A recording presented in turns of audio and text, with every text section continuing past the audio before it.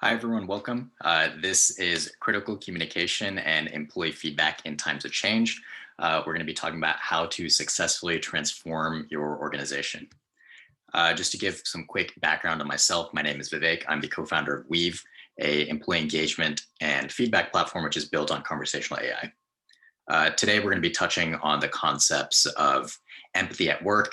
Some of it is going to be our approach at Weave, but regardless of if you use Weave or not, we hope you can take the principles away from what we talk about.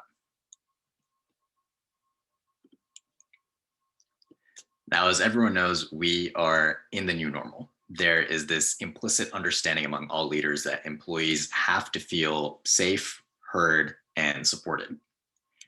In fact, since COVID-19, we see that about 95% of senior leaders are demonstrating a sincere interest in employee well-being and safety.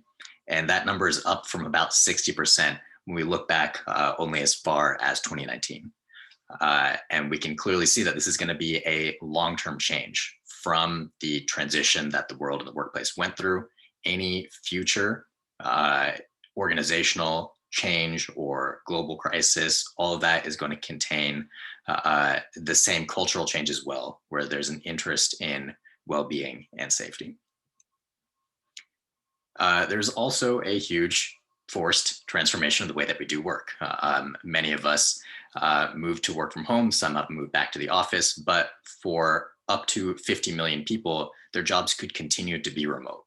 And what that means is regardless of what kinds of organizational change that we're looking at, we have to account for the fact that large percentages of our workforce are going to be disconnected, which makes the communication that much more difficult and that much more critical. All of this kind of means that we're facing a reinvention of leadership itself. There is an immediate need to have a continuous, engaging, and two-way dialogue between employees and leaders. So the question becomes, how do we project a sense of safety, competence, and empowerment? And that really breaks into three things. How can we build a culture of empathy and understanding? How do we understand and engage with every employee in the organization and make sure that they're feeling heard? And how do we achieve and communicate really rapid issue to action cycles, meaning how quickly can we get from understanding an employee's need all the way to resolving it? So let's start with the first one. How do we create a culture of empathy and trust? And to get there, let's step back and ask, what is trust itself? Trust really breaks into three things. It is competence, which is doing things well. It's voice, which is giving others the chance to speak, and ethics, which is doing things which are perceived to be right. Another way of defining it is empathy itself is the foundation of trust.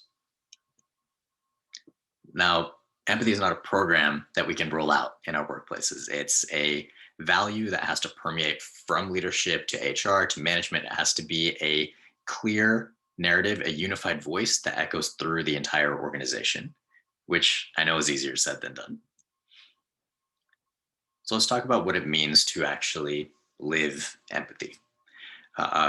From our experience that we've kind of broken it into four major things. First is that someone cares enough to ask me for my thoughts. Second, they prove that they've understood what I shared with them and echoed it back to me in order to indicate that there was an understanding. Third, I'm kept in the loop of what's being done with the feedback that I've given. It's not a black box where once I've shared my thoughts or opinions, I have no idea what's happening next. And finally, and maybe most critically, it's not a one-off conversation or instance. Rather, there is an understanding that there's an ongoing discussion happening. So rather than an employee feeling that if they missed their chance to talk about the things that are bothering about their job or a difficulty that they're dealing with in terms of a large organizational change, if they've missed that chance in a one-on-one with the manager, they're not going to get that chance again for another 6 weeks or another quarter. There should instead be an understanding that whenever I need to share things that are going well, things that aren't going well, there is an available pipeline to do that. So what does that actually look like in the workplace? We see it as three major things. First is that there are regular and timely company communications, which keep employees informed on what's both going well in the organization, but also what's not going so well. Second, employees' direct managers, the people that they deal with on a day-to-day basis, are demonstrating sincere care for employee needs. And finally, the process itself that you've established in your organization should be trusted to impact change. Every employee should trust that their voice is going to be heard and has the capability to actually enact change at an organization. The worst thing that can happen is if employees feel that the feedback process is actually an attack on them. So if they engage in the process, that same data that they're giving, the insights that they're giving is going to be used against them. A way to combat this is by being very open about each step of the feedback process, so employees understand that when they engage, they're going to see positive results at the end of it. So how do we make sure that we are hearing the voice of every employee? Now, we recently ran a study at Weave on the state of the remote workplace. What we found is that today, managers are spending on average 29 hours a week in employee communications. Now, I don't need to expand any further to tell you that this is unscalable. It's becoming increasingly difficult with the more disconnected our work becomes, and it's a huge risk for manager burnout. Now, our standard method of getting past this and having employee feedback at scale is to use surveys. But surveys alone are not enough. From an employee's perspective, they often don't trust surveys. The surveys are usually not specific to the needs that they have or the issues that they may be facing. And there aren't clear and actionable steps created for operational leaders to actually improve the issues of their teams. Instead, there's a desire from people to actually have open and honest conversation. The other big issue that we see with your typical employee feedback processes is that they're primarily focused on overarching metrics, on kind of determining large scale sentiment in order to drive strategic initiatives. Whereas you also need a pipeline in order to understand employee needs on the ground and really rapidly resolve them. So what are some of the best practices for employee feedback? The first is that everything has to matter. Every question that you're asking employees to engage on is something that should have immediate relevance to an employee at that stage of their experience in the company. And there should be very clear explanations to employees of how participating in this process is actually going to be something of benefit to them. Second is, wherever possible, eliminate bureaucracy. You can do this by having very direct team-based feedback channels. So rather than having a standard pipeline where you have communications coming down from maybe HR or senior leadership, filtering down through your mid-management, finally going to employees, and then going all the way back up that same pipeline, have the majority of your feedback cycles focused on just the employee to direct manager relationship, the one that has the biggest impact on the day-to-day reality of all parties involved. The best way to do this is to identify and commit to single communication channels. Maybe that means there is a standard Slack or Microsoft Teams channel that is specifically for employees to voice feedback and needs. Finally, and very critically, and probably the most difficult of these three, is to have very immediate response. So being responsive to employee needs within about 48 hours is what we recommend, and that employee issues are fixed within 2 weeks of hearing about them. This comes back to the idea of having very rapid issue to action timelines and making sure that the process is not a black box, that you're transparent through all steps of it. We know for some organizations, this may seem absurdly fast. We see at a lot of large enterprises, the standard issue to action timeline is closer to 18 months, and we're asking for 2 weeks. A great way to really accelerate your timelines is, one, get rid of the bureaucracy where you're spending time sending messages up and down where they don't need to be.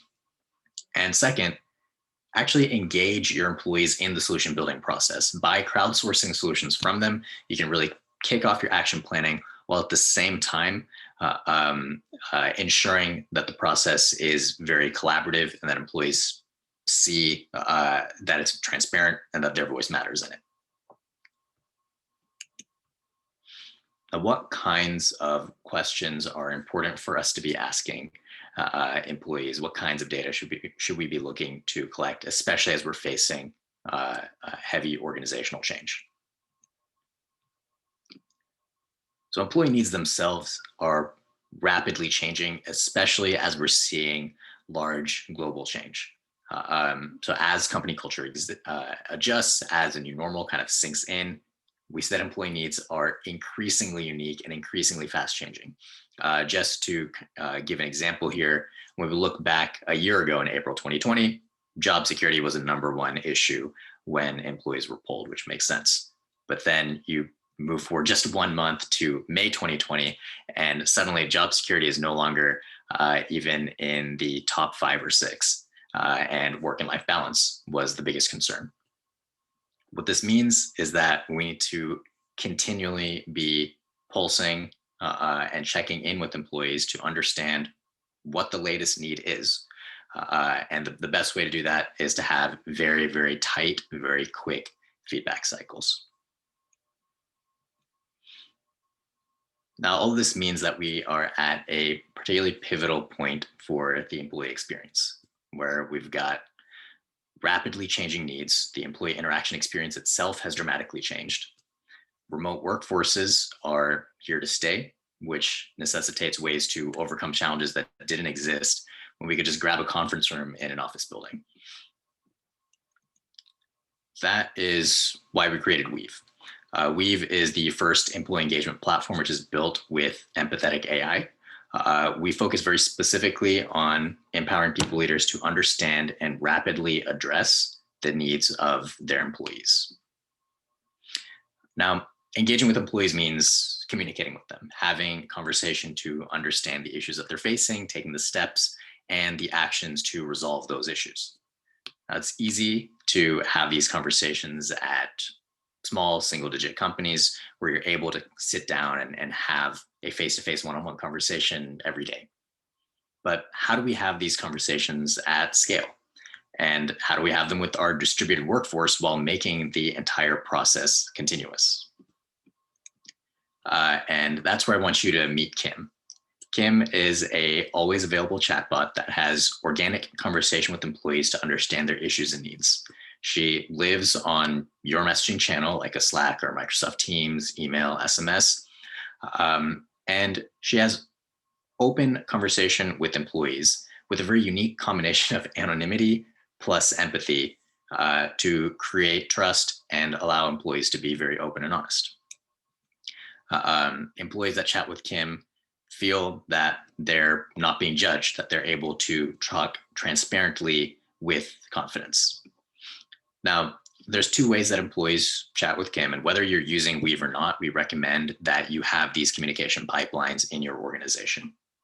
The first is that anytime an employee has an issue that they want to escalate, they can reach out to Kim. So that's a clear communication channel that should always exist from an employee's point of view.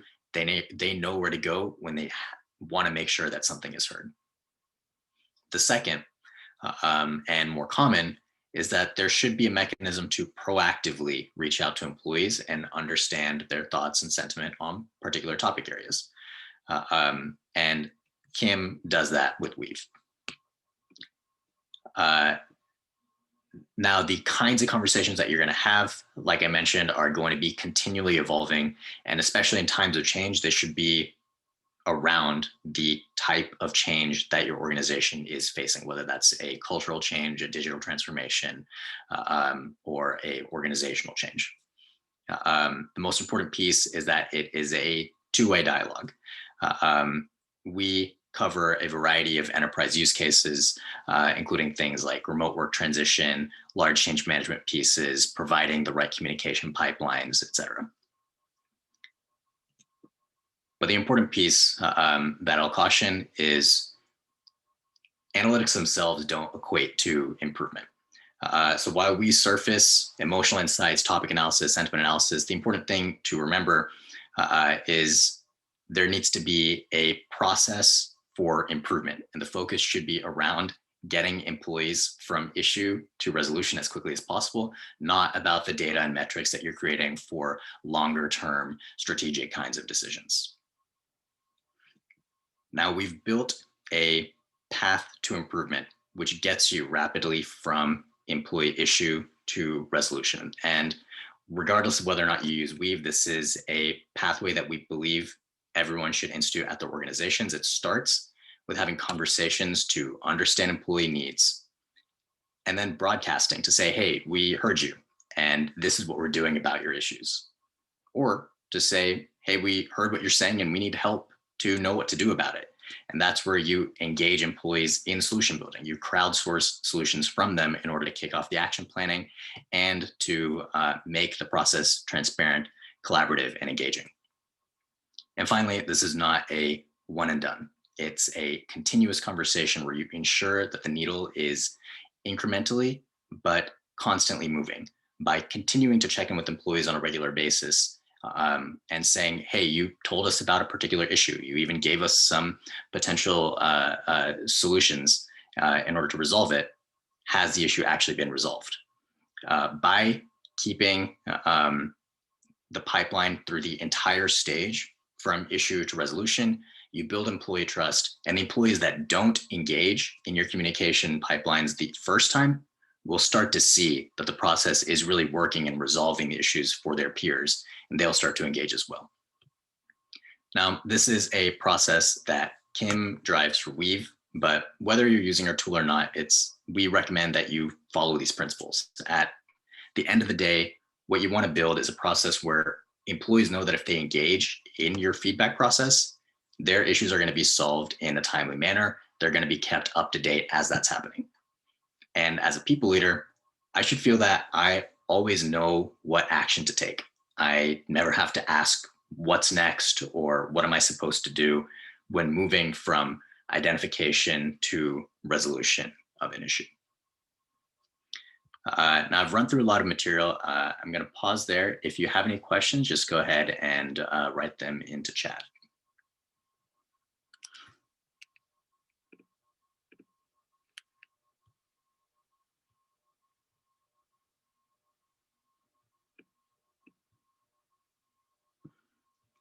In the meantime, if you are interested in learning more about Weave and seeing what a conversation with Kim actually looks like, you can visit us at weave.ai/meetkim, where you can book time with someone on our team to get a live in-person demo.